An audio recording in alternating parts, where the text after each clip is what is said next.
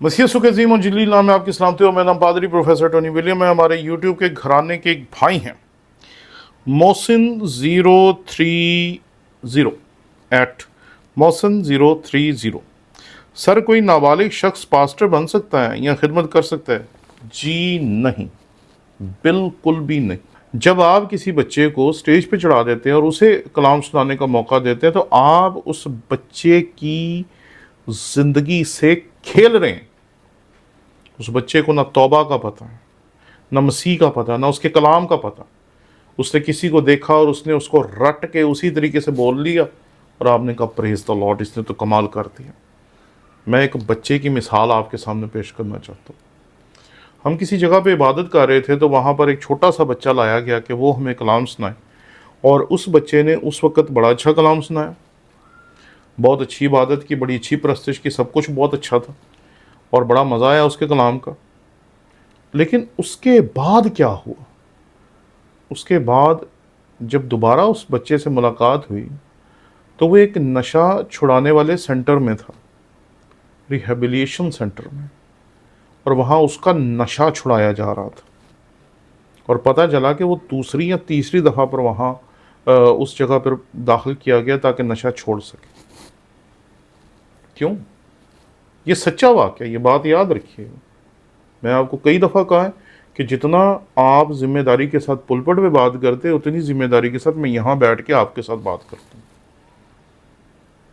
ये सच्चा वाक़या है। जब वो इतना सा था, वो बहुत अच्छा कलाम सुनाता था, अपने बाप को कॉपी करता होगा या किसी पादरी को कॉपी करता होगा, उसे बहुत अच्छा लेक्चर दी, हमने भी उसको कहा वाह जी वाह बहुत अच्छा। लेकिन उसके बाद क्या हुआ? उसकी ज़िंदगी तबाह हो गई। एक पैरामीटर दिया गया खुदावन के कलाम में और उसको सामने रखना चाहिए। मेरा भी दिल करता है कि मेरा बच्चा, मेरी बेटी, मेरी बहन जो है वो खुदावन की खिदमत करे, लेकिन मेरे चाहने से क्या होता? ऐसा नहीं होता कि मैं चाहूँ और वो हो जाए। खिदमत खुदा की मर्ज़ी से की जाती है, ये मेरा चुनाव नहीं है। अगर आप अपने मुताबिक चुनेंगे तो कई मरतबा चुनाव गलत साबित हो जाए, और खुदावन की खिदमत ऐसा चुनाव नहीं है जो कि गलत साबित हो। इसलिए इस फील्ड में आने से पहले 100 बार सोचें।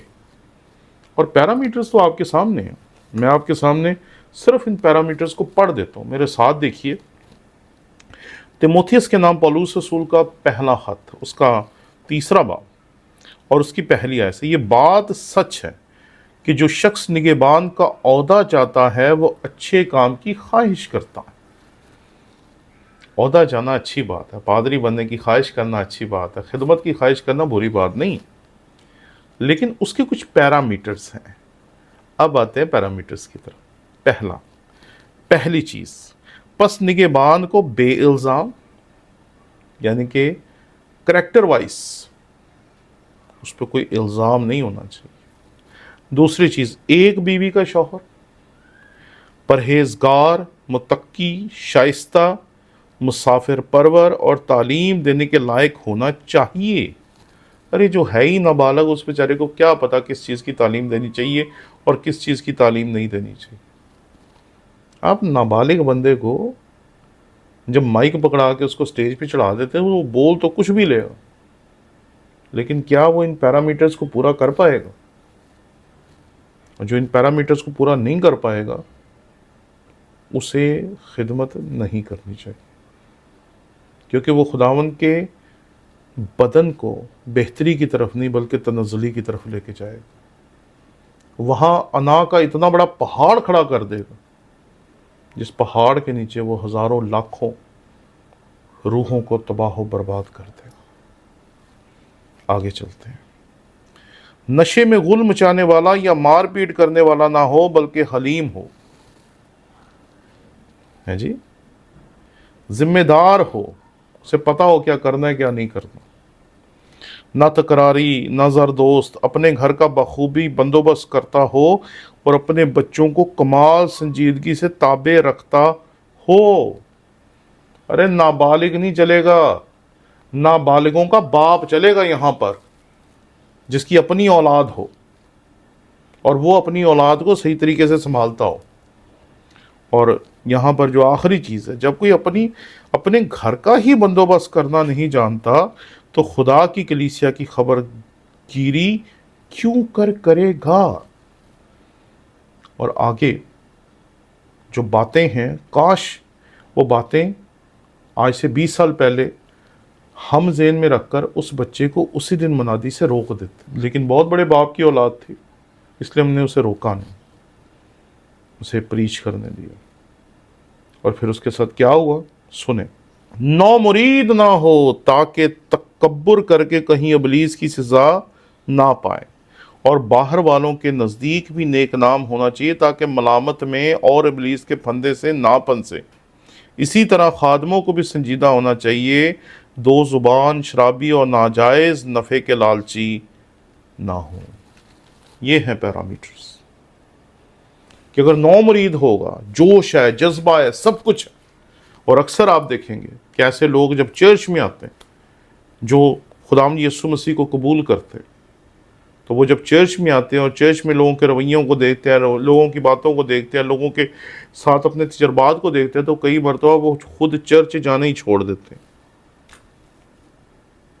میں ایک ایسے خدا کے خادم کو جانتا ہوں جس نے غلطی سے اپنے ایک بہت ہی وفادار چرچ ممبر کو اتنا زیادہ ذلیل کر دیا، اتنا زیادہ کہ چرچ ان کا ختم ہی ہو گیا۔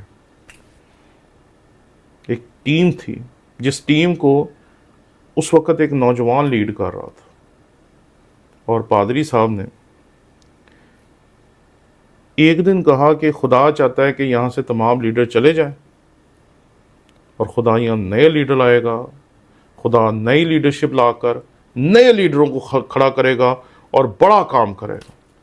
اور یہ نبوت تھی پادری صاحب نے جو کی تھی۔ اس کے بعد پوری ٹیم وہاں سے چلے گی، اور اس کا جو ہیڈ تھا وہ بھی وہاں سے چلا گیا، کیونکہ وہ نوجوانوں کی ٹیم تھی۔ انہوں نے اپنی زندگی پڑھائی میں لگا دی، چرچ چھوڑ دیا، عبادت چھوڑ دی، سب کچھ چھوڑ دی۔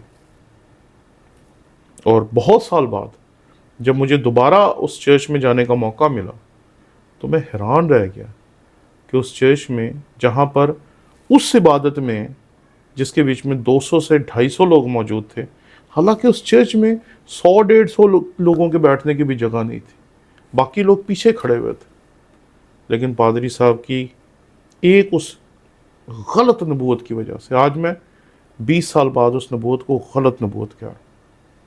کیونکہ نبوت یا خدا کا کلام یا جو کچھ بھی خدا کی طرف سے ہوگا وہ چرچ کی ترقی کے لیے ہوگا، لوگوں کی تباہی اور تنزلی کے لیے نہیں ہوگا۔ اور جب میں دوبارہ اس چرچ میں گیا تو اس میں 8 لوگ بیٹھے ہوئے تھے، جن میں سے 5 پادری صاحب کے اپنے گھرانے کے لوگ تھے اور 3 وہ لوگ تھے جو سازندے تھے۔ ذرا سوچیں کتنا بڑا نقصان ہے ہم پہنچا دیتے ہیں کبھی کبھی لوگوں کو۔